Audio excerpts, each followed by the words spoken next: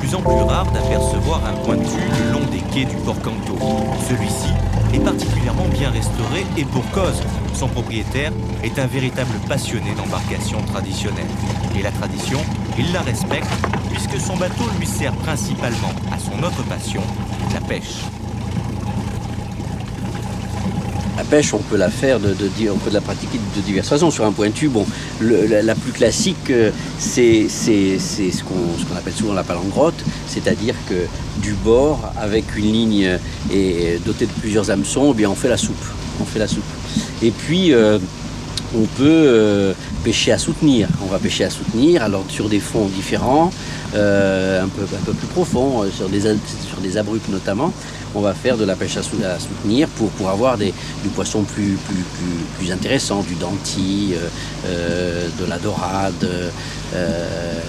Et puis, vous avez... alors, une pêche aussi que je pratique, c'est le palangre. C'est donc une longue ligne dotée d'une trentaine d'hameçons. La législation me permet d'avoir 2 palangres de 30 hameçons. Et donc qu'on appâte à la sardine, qu'on appâte au calmar. Et puis là, la pêche à la traîne, c'est la petite traîne. Hein. La grosse traîne est celle qu'on pratique pour les thons et autres avec d'autres équipements. La petite traîne, eh bien, c'est mon plaisir, moi, particulièrement parce que c'est ce qui me permet de me promener et d'attendre la magnifique surprise déclenchée par un cliquetis de moulinet. Ça, le déclenchement d'un moulinet, c'est le moment de rêve pour un pêcheur.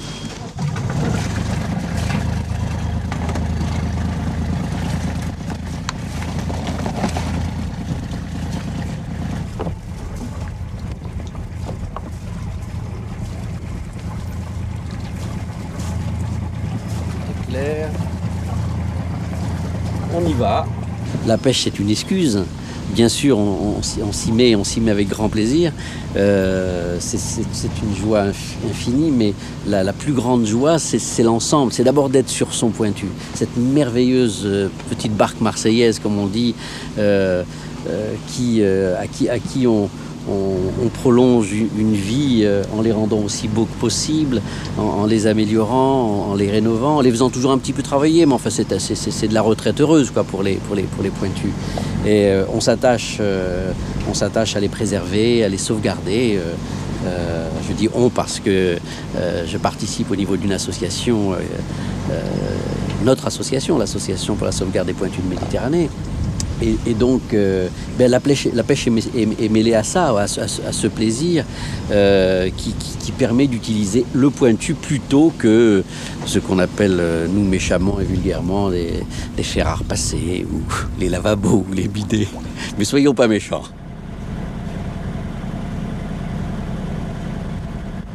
Il y a plus de yachts que de pointus.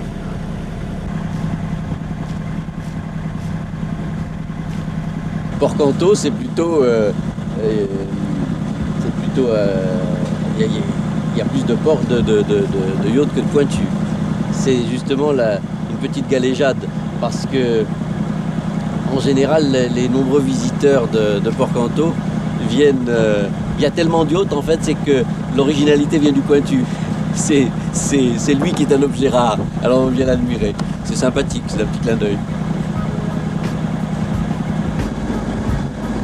Je vais libérer les lignes. Alors à gauche, un petit rapala plongeant. Vous voyez, il a cette petite bavette qui lui permet de plonger.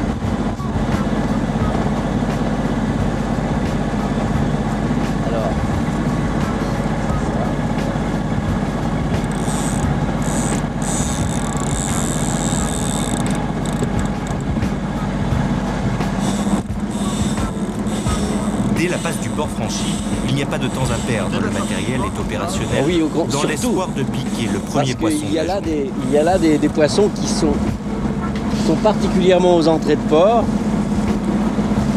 au confluent à la rencontre de courants. Et il est classique d'avoir des prises juste à la sortie. très beau poisson.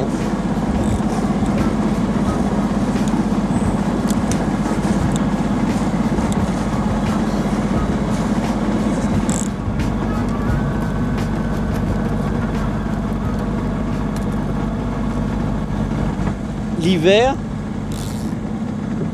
c'est presque tous les soirs. Je ne dis pas tous les soirs, mais on a des météos plus stables. Et la grande joie, c'est en fin d'après-midi, les journées étant courtes, c'est de sortir dans cette baie-là et de traîner comme ça pour avoir du calamar. Et ça, c'est une merveille. Le calamar est là, très friand de rapala que je vous montrerai son particulier.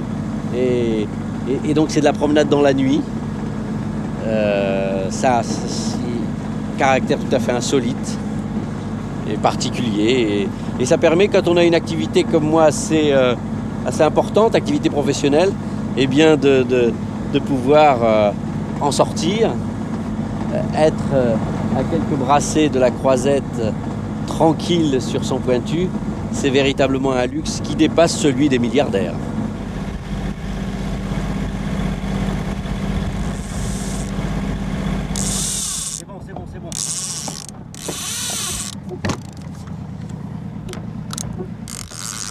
C'est bon. C'est bon, il y a quelque chose, c'est bon. Ah,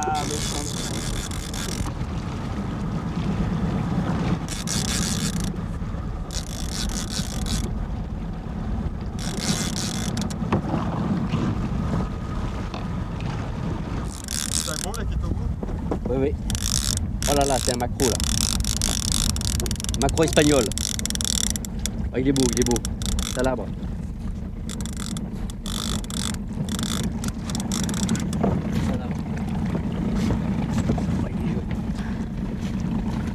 Viens mon petit. Bravo. Notre pêcheur a l'habitude d'utiliser la palangre ou de tenir les fils à la main. Les cannes et les moulinets de traîne sont pour lui un matériel assez nouveau auquel il va devoir s'habituer. Il n'est pas encore tout à fait à l'aise lorsqu'il les manipule. Dans le bon sens, ce serait mieux. C'est bien accroché, hein? Une belle prise rondement menée. Notre pêcheur amateur a su fort heureusement fatiguer suffisamment son poisson pour ne pas risquer de le perdre au moment de la mise au sec.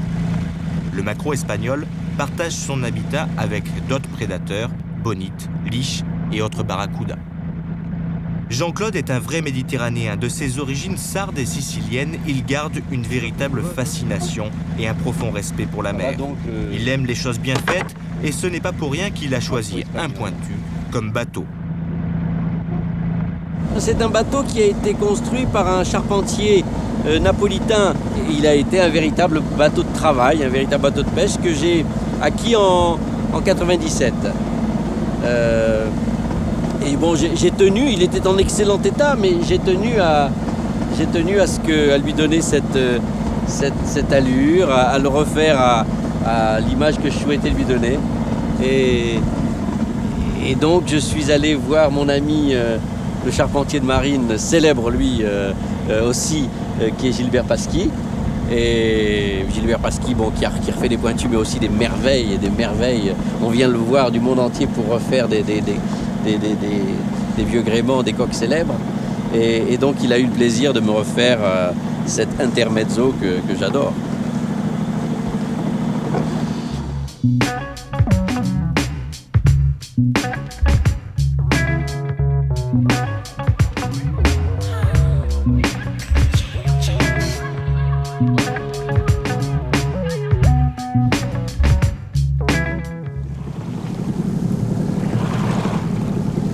Il y a actuellement des anchois, des sardines, des bancs de ces petits poissons qui peuvent passer vers les îles.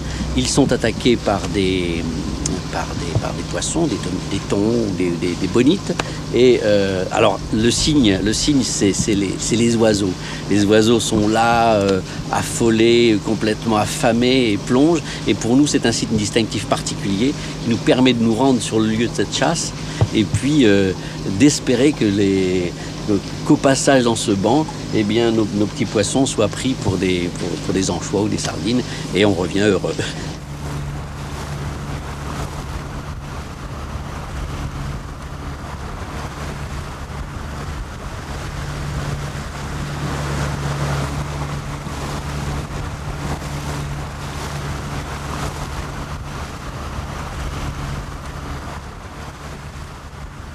peut donc admirer la nature, observer toutes les variations qu'elle nous offre d'une minute à l'autre. Et c'est en ce sens que la mer est merveilleuse, parce que vous voyez, en un quart d'heure, on vient d'avoir des contextes différents de lumière, de couleurs de mer. Et ça, c'est tout au long d'une journée. Aucun moment ne ressemble à un autre. Et c'est pour ça que j'aime particulièrement la traîne, parce que justement, ça me permet, je suis en train d'observer les oiseaux là qui tournent, ça me permet donc à la fois de profiter de tout ça et d'espérer le magnifique poisson, parce qu'on est des mangeurs de poissons, on adore ça, et on en profite bien, on en profite beaucoup. Et ce pointu, Jean-Claude lui consacre le plus de temps possible. Et soyez-en sûrs, ce n'est pas pour rien qu'il l'a baptisé Intermezzo, une délicieuse parenthèse dans sa vie professionnelle, une philosophie de vie en soi.